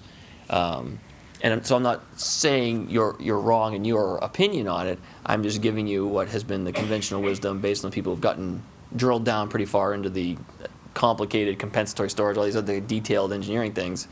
That's the conclusion, that this site on its face is not a good idea. And the longer we spend trying to push this rope, the more really time, energy, and resources we waste on getting to a better solution.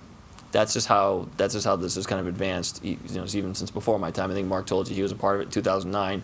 I wasn't here then, but that's how this has been moving forward for a while. In terms of the other question, to convert, Article 97 is the Massachusetts general law that regulates conservation recreation land. To convert land from, and there's certain words they use, municipal use, parkland, open space, conservation land. Those are kind of terms of art that they use in the legislation. So when you're doing a conversion or what they call a disposition, disposition is kind of a confusing word because it makes it sound like you're trying to sell it, but you're not. But you're essentially converting it from parkland or recreational use into municipal use. That would take a vote of the park board, a 2/3 vote of town meeting, and a unanimous vote of the legislature. Unanimous vote of the park board as well. So it's a high bar. It's a high bar to hit. And I think, and one of the things I try and appreciate, and this is hard, and this is something that sometimes where I think I am misunderstood. You know, I do this every day, and I get into levels of detail that bring me to conclusions and approaches that I think make sense to me, and I think by and large serve the needs of the community. What I'm not good at is kind of going back and communicating how I got there. I say, well, this is the conclusion. Doesn't this make sense? Without kind of going through. And I think sometimes I do have an issue with that, where I don't front to back articulate how I got from point A to point B. And like I said, sometimes I can be misunderstood in that regard. The other thing is because I take a very rational approach to my work. I try and say, okay, well, what are costs, benefits, pressures, political pressures, you know, otherwise, what are the facts of the situation? I try not to let emotion cloud my work, because it's not fair to the other people that my emotional state drive what's in the best interest of the community, or what my recommendation what's in the best interest of the community. So sometimes I disconnect myself from the emotions of an issue. And I think that comes across as I don't care.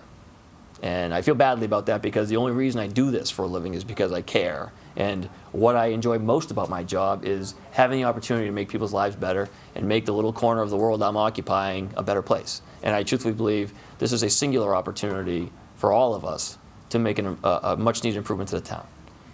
All of this, the point of all of this is that I'm trying to present the information in a rational way, and then and trying to give the committee, first the task force gave the task force the information, and the committee will have the same information to make rational judgments about and I use this word, the trade-offs of one approach versus the other. And the meeting, the time we've spent together tonight has been exceptionally valuable to me, and I really do, it got a little edgy at times. I apologize for that. There was a minute there I was kind of feeling like that. But the point is, it's valuable to have these conversations. And I understand not everyone here takes my approach and approaches things in a rational manner and disconnects themselves from the emotions of it. I completely understand. I completely understand that. I sometimes don't always remember that. And so if it seems like I don't care about your emotions, I apologize, I do. But as a community, ultimately, I'm hoping that we can get to a point where, like the high school, and this is all what I've heard from people like Peter and who are involved in it, we got to the point where people understood what the trade-offs were, that the facility, the old high school didn't meet the needs of the community in the future, and something needed to be done. I'm hoping to get to that point on the DPW facility. And like I said, the support for a new facility has been robust, and I'm pleased with that. But as we look at the sites going forward, and you hear the work of the task force and the work of the committee, I just would ask you for two things. Don't assume that because we aren't saying something that you really want to hear from them, it isn't because we didn't think of it. Because like I said, so much conversation and so much work and so much energy has gone into this already, and even more is going in. Try and understand what the individual members of the committee are thinking, what information they have, before we maybe condemn a recommendation that we don't necessarily agree with. And that's not just, that's not for me. That's for all of our neighbors who are going to be continuing this effort. And the second thing is, try if you can to not say set aside the emotion, but also try and take a rational look at the trade-offs for the community. And I mean, John, you articulated that very well. The community is going to be confronted with that. There are going to be cost considerations that are going to be a part of this. There are going to be lifestyle considerations. I know everyone that has looked at this has taken into consideration all of those things. And so just be open to the information that's being presented, even if you don't necessarily agree with it. Because I have tried to demonstrate tonight that I am most definitely open to the information you're giving me, even if I believe that the information that I presented paints a different picture. I've still tried to convey that I am listening to you, and I really want to hear your opinion, and that this project, as I said at the beginning, belongs to all of us. And so I really look forward to continuing the dialogue, and I hope the town will support the work of the committee and the select board, and attend town meeting and get to have their voices heard. Are there any other questions or comments? I just have a question or comment. Is it possible, I mean, you see that there's lots of people here, is it possible to have the meetings in a larger spot so that we had people standing out in the hall that couldn't get in? Yes, I mean, I think it's to get a room large enough that the auditorium is usually pretty well booked. And I can tell you it was empty tonight because that's how I came in. Oh, you came in? But I'm just saying. The high school, the room space, this is one of the larger meeting rooms we have. And the key thing is having the ability to use the board. And like I said, we're being televised and live streamed, and then people can watch the movie. People can watch the meeting after, and so even if you didn't get in the door, you can be. And I said at the beginning, this meeting now will be on LCTV's YouTube site. I would believe in a little while. So but I don't know who's going to be here. I mean, I never know from one public meeting to the next. You know, I've had public meetings where there was nobody there, and then I've had public meetings that are well attended like this one. And so we plan for the best estimate, but. That's why we tried to have it here where it can be televised, so people don't have to come down here. They can watch in the comfort of their own home. Which, I'd take that deal if I could get that. Stephen, do you want to try to capture some more email addresses that people might want to be on the list? We combined the list from our last meeting, and we're going to be having a lot more information when we start to turn over. If you'd like, you can put your name on here. Please print pretty good. I had a double time last time. You know what your email address is. Boy, Can you put something on the website where you can sign up? We are, and one of the things I'm working with the IT department to do, I don't do the website thing. And now that we've changed our website, we have an outside vendor. But one of the things I'm trying to do is get a document repository that is really evident on the homepage for the stack of reports and studies and PowerPoint presentations that have been given since the 1980s on this project. I want to have a full archive or repository where people can go and cure insomnia to their heart's content. How about using Google Drive? It's in the cloud and it's free. Your web people can probably do that. It's really easy. We've talked about that before. It's not as accessible to some people. Some people don't have it. You don't have to have Google if you just send an email. You can get access. We may use that if we get it, but to get the whole community access to it, the website is really the best way to do it. Yeah, that's true. If you're having Right. yeah. Listen, thank you everybody for coming. I appreciate your time and your input.